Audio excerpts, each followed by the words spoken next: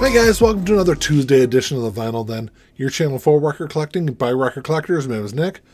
Looks like, so this week, it looks like we got a little over 300 titles that are coming out this Friday, April 29th.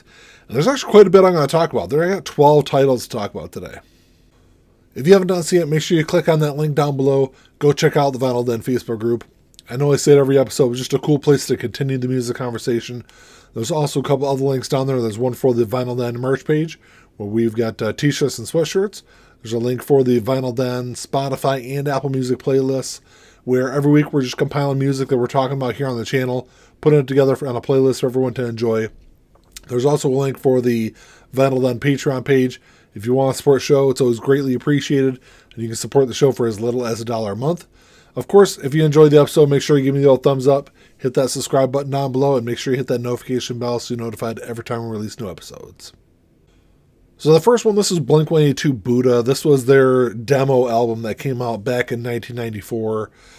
And, I guess I've always kind of considered it a studio album. I think technically it's a demos album.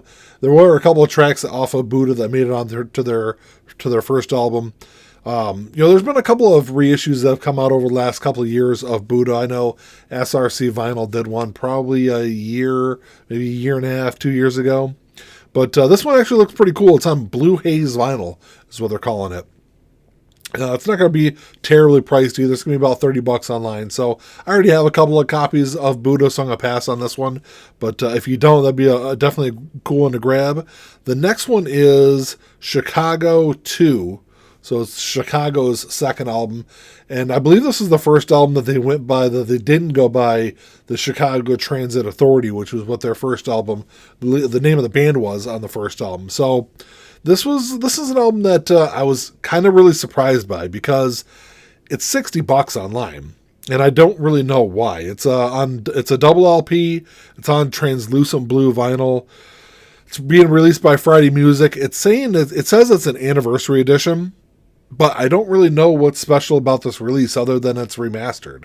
It's Chicago 2 is an album that you can buy pretty easily for, a third of that price. So, it's a good album. I grew up kind of a Chicago fan. My parents were Chicago fans, so I listened to a lot of Chicago music growing up. So it is a good album, but it's one that I definitely can't drop $60 on.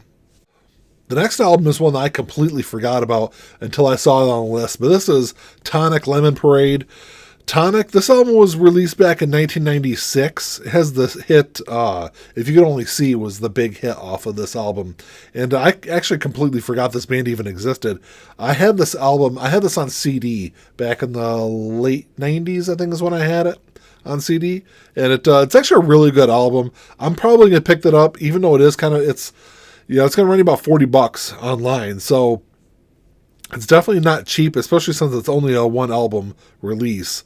It is being released by Music on vinyl, so it's going to sound great. MOV does. They've done a lot of those, like, kind of, deeper 90s albums that people have kind of forgotten about over the years. They've done a lot of those and reissued them, and they're all great. So this is definitely one I'm looking forward to. Like I said, even though it is kind of pricier, this is the first time it's ever been available on vinyl. So that's an album I'm definitely looking forward to. And then there's been a lot of David Lee Roth reissues, I feel like, over the last couple of years too. But this is David Lee Roth, Eat 'Em and Smile. I think Eat 'Em and Smile has been recently reissued too. But this is from Friday Music. It's listed as a 35th anniversary edition. So I don't know if this was actually released. Last year was the 35th anniversary of this album. So I don't know if this was released last year and then it was just being reissued now, or if it was supposed to be reissued or supposed to be coming out last year and it got pushed to this year. So I'm not really sure. I'm sure it's either one of those two, because either it didn't come out or it did come out. So it's this is Dave's solo debut from 1986. Eat 'Em and Smile I remember it being a really good album. I probably haven't listened to it in probably 30 years. So it's definitely one I need to go back and check out again. Another artist that seems like has had a bunch of reissues lately is John Coltrane, which I love because I'm a huge John Coltrane fan. So the more John Coltrane albums I can own, the better my music collection is. But this is John Coltrane and Johnny Hartman. I'm generally not a big fan of like singing with jazz music, But Johnny Hartman's vocals really work with the music on this album. This is a really fantastic album. It was originally released in 1963, and this is part of the Verve acoustic series that they're doing. So, this is going to be a really great sounding album. It's only $36 though, and I think it's kind of an ongoing theme with a lot of the albums this week, as a lot of them are really kind of pricey. I think there's only a couple, maybe 2 of the 12 that are under $30. So, even though this is a good album, I mean, I guess it's probably not terribly priced, because I think the other reissues I've seen of this album are kind of similarly priced at that mid-30 range. So I don't own this album. I've streamed it a couple of times, so I probably will grab that one. And then another album that's kind of not really up my alley, even though I like some of their music, is Culture III by Migos. Migos are a rap group, if you're not familiar with them. This was released in June of last year, and this is the first time this is going to be available on vinyl. It's running about $30 online, and Culture III made it all the way up to number 2 on the Billboard, which I was actually a little surprised by that, even though I know Migos have a big following. I haven't listened to Culture III. I've heard some of the stuff off of Culture II. It is a really good album. It's probably not something I'm going to drop $30 on, but I'll definitely stream it. I finally made it to the part of the episode where I get to talk about some albums that are probably pretty reasonably priced. This one is Norah Jones' Come Away With Me. This was Norah's big debut album. This is the 20th anniversary release, and this is from Blue Note. I don't remember this album being on Blue Note before, but I guess you can drop me a comment down below, let me know if you guys know, but this was, like I said, her smash debut from 2002. This thing won 8 Grammy Awards, which I didn't even... I knew it won a bunch, but I didn't know it was quite that much. But I know it won Album of the Year, Record of the Year, Song of the Year, and Best New Artist. So she won the big 4 categories that year. And it's not terribly priced. It's going to run you $28 online. If you aren't really familiar with this album, definitely make sure you check that one out, because Norah Jones' Come Away With Me is a fantastic album. The next one is an album I'm probably going to pass on because I already own a couple of copies of it, but this is Pink Floyd, A Saucer Full of Secrets, and this is the reissue of the Mono RSD release from 2019.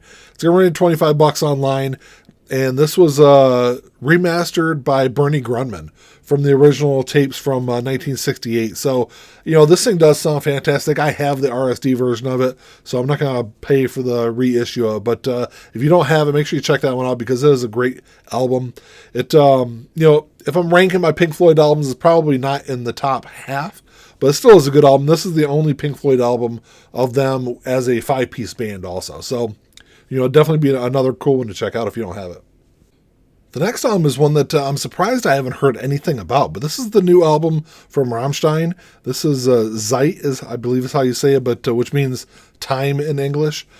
So this is their new album. It's going to be on 2 LPs. It also comes with a 20-page booklet also, so that's kind of cool. It's going to be cut at 45 RPM. And, I guess for 2 LPs and a booklet, it's not too bad price. It's running about $36 online, so... that's definitely a cool one to check out. I'm not the biggest Rammstein fan, but, I'm always looking for new music, and I'll definitely check that one out. And then the next one, this is Sum 41, Half Hour of Power. This was kind of like with the Blink-182 album. I always kind of thought that I always consider this a studio album. It's got 11 tracks on it, but they considered it an EP, which 11 tracks seems like a little bit more of a album kind of territory than an EP territory, but whatever. This is from 2000. This is an MOV release, music on vinyl. Like I always say, does absolutely great pressings. So this is going to sound really cool. It's going to run you $39 online though. So it's kind of creeping up there in price. It's an album that I already have a copy of, so I'm not going to pick up another one, but I kind of prefer the early kind of period from Sum 41 compared to some of the other stuff where it kind of got a little more commercial, but that is definitely a good album if you don't have it yet. So the last 2 albums I have really couldn't be any further apart on the music spectrum. The first one is the 1988 release from the thrash legends that is Suicidal Tendencies. This is How Will I Laugh Tomorrow When I Can't Even Smile Today. Like I said, it's their 3rd studio album. I had a couple of friends in the late 80s, early 90s that were huge Suicidal Tendencies fans. And it's a band I really haven't listened to. It's probably been almost 30 years since I've listened to any of their music, so it's definitely one I need to go back and revisit. And this one isn't terribly pricey either. It's going to run you like $25, I think is what it was. I didn't write it down on my list. I think I was too busy trying to figure out if Robert Trujillo was on this album or not. I think it was like $25 is what I saw it on Amazon. So that's definitely one I need to go, but like I said, go back and revisit. And then the last one is the Weeknd Dawn FM. This is the Weeknd's new album. Came out back in January. And this is the first time it's been available on vinyl. At least I think it is. I haven't seen it available on vinyl since then. But The Weeknd is an artist that I've kind of gotten a little bit more into his music over the last probably 6 or 8 months. So I haven't listened to Dawn FM yet, but I've seen some great reviews on it, so I'm definitely going to check that one out. It's going to run you like $36 online, though. Well, that's all I got for you today, guys. Thanks for checking the show out. Like I said, there's a bunch of stuff coming out this week, so drop me a comment down below. Let me know what you guys are looking forward to.